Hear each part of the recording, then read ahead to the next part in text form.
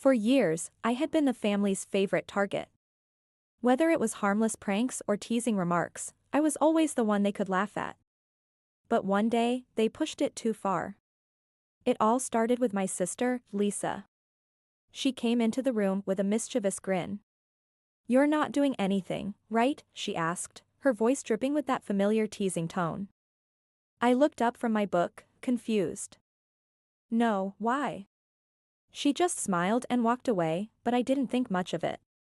Little did I know, my family was planning something. Later that evening, my dad casually told me that the car had broken down and needed to be checked. Without hesitation, I agreed to go outside and investigate. But as soon as I stepped outside, I knew something was off. The car was perfectly fine. I glanced back at the window, where I could hear muffled laughter. They'd set me up. Again. At that moment, I snapped. I was tired of being the fool. I decided I wasn't going to take it anymore. The next morning, I woke up early, a plan already forming in my mind. I carefully deflated one of the car tires, making sure it would look like it had just gone flat. Then, I waited. When my family came outside later, I pretended to examine the car with exaggerated concern. "Looks like the tire's flat," I said, playing the role of the concerned son. My dad raised an eyebrow, confused. "Are you sure?" he asked, his tone laced with suspicion. I feigned helplessness. "I don't know, it was fine last night."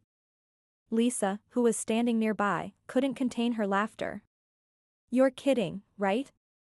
I smiled inwardly. The joke was on them now. I didn't scramble to fix it. Instead, I stood there calmly, watching them panic. Eventually, my parents realized they'd been outsmarted. They had no idea how to react.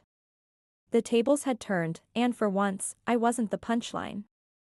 Later that night, they came to me, clearly remorseful. My dad scratched the back of his head. "You got us good. We didn't mean for it to go that far." "We were just having some fun," my mom added, guilt written all over her face. Lisa, too, looked embarrassed. "I didn't think you'd actually do something like that." I shrugged, a smirk forming on my face. "Maybe you should think twice before pranking me again." From that moment on, my family learned their lesson. They had pushed me too far, and I had shown them what it felt like to be the victim. The revenge was sweet, and it tasted even better knowing that I wasn't the one left standing in the cold this time.